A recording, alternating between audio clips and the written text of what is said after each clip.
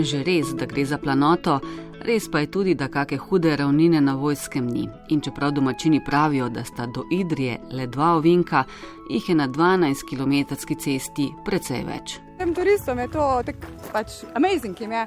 Meni ni lepšega, ko prije tuj turist, ko vemo, kakva cesta je, ne?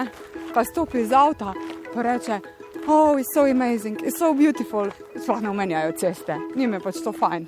Nekaterim celo tako zelo, da so se tja preselili. In takih na vojskarski planoti ni malo. V zaselek Razazija, ki leži na stiku planote z Gorenjo Trebušo, je z morja prišla Martina. Jaz sem se počutila doma, če ne bi prišla. Mi ne pogrešam morja, niti malo. No. Ja, vse je lepo tu okoli. Se ne rabi, da je znano, da je tako manj ljudi. Tisti, ki pa pridejo na vojskarsko planoto, se po večini podajo po 15-kilometrski krožni poti in ob tem obiščejo glavne znamenitosti tega konca. Pot imajo radi gorski kolesari, primerna in nezahtevna je za pohodnike. Za take, ki se jim včasih ne ljubi peš, pa se po njej da tudi z avtomobilom. Tokrat je bil za volanom turistični vodnik po občini Idrija Urban Šlabnik.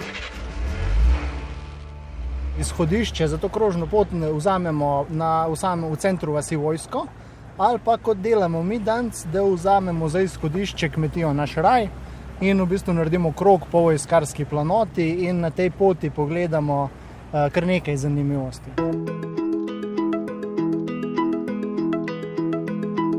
Se pravi, Gačnik, slapovi, Hudournik, razgledna točka in potem Vojščica in tiskarna. To so te glavne zadeve.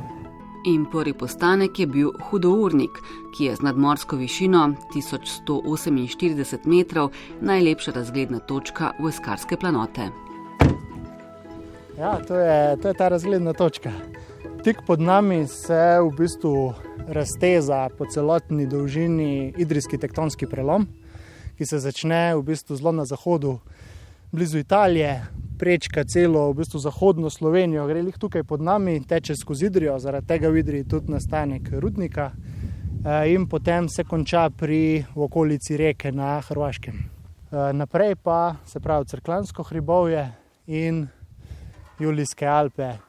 Dol je Oblakov vrh, na desno prvi v bistvu greben, pred nami so Idrijske Krnice, se spustimo dol, vidimo tam naprej so že Šebrelje, cerkev svetega Ivana na koncu na robu in zadaj Divje Babe, arheološko najdišče, spodaj juga doline reke Idrice, zadaj pa že Cerkljansko, se pravi pod te Cerkljanske vasi in Porezen zadaj kot ta največji v bistvu tukaj, največji hrib.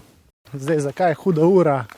V bistvu to je čist skrajni rob vojskarske planote, mogoče ima to kakšno vezo s tem, da vojskarjem pravijo bliskari in iz tega tudi malo pridemo do kakšnega hudournika.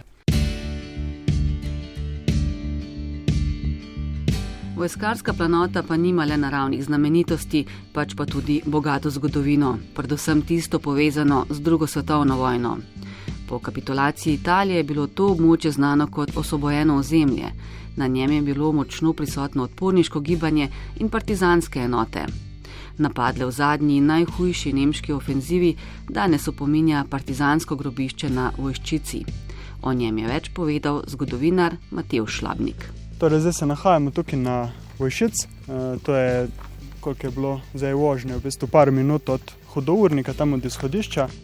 Zdaj samo izvor imena meni ni poznan. A je kaj povezano z vojskim, z vojsko, to mi ni znano.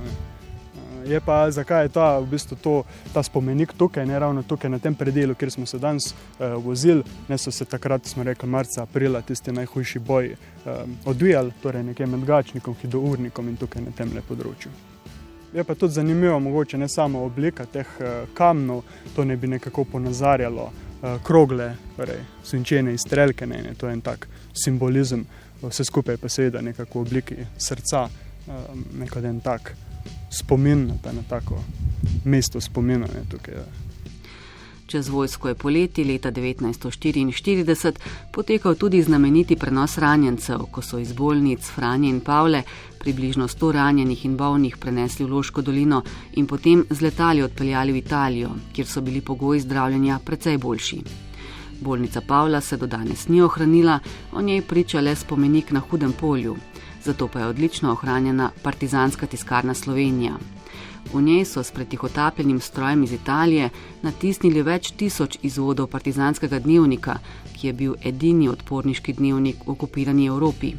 Pozneje je bilo osebje tiskarne preseljeno v Trst, kjer se je časopis preimenoval v Primorski dnevnik.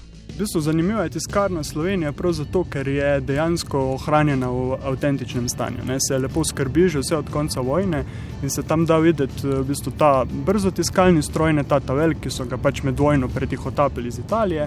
Potem je tam na oglečen starejši tiskalni stroj, ki so ga pač prej uporabljali že partizani. Vidi se tudi stavnice, torej, kjer so ti ljudje sploh sestavljali črke, sestavljali članke, to je bilo tudi eno tako težaško delo. Vidi se v bistvu prostore, kjer so ti ljudje spali, kjer so se prehranjevali, ohranjene so tudi sanitarije, prekuhovalni kotov za pač perilo, za obleke, ker vemo, da pač v gozdu so bile uši in tako dalje, so na ta način skrbeli za higieno. Ohranjena je pa tudi, kar je zanimivo, v bistvu elektrarna, električni generator, ker so se tam v tisti grapi skriti proizvajali električno energijo, s katero so razsvetljevali prostore in pa seveda poganjali tiskalne stroje. Vse je ostalo, vse je avtentično in jaz mislim, da se zelo splača iti stvar pogledati. Kot tudi vse ostale danes omenjene, pa tudi tiste, ki smo jih zaobšli. Pazite pa, da zaradi precej slabo označenih poti, ki so si na Vojskem precej podobne, ne boste zašli.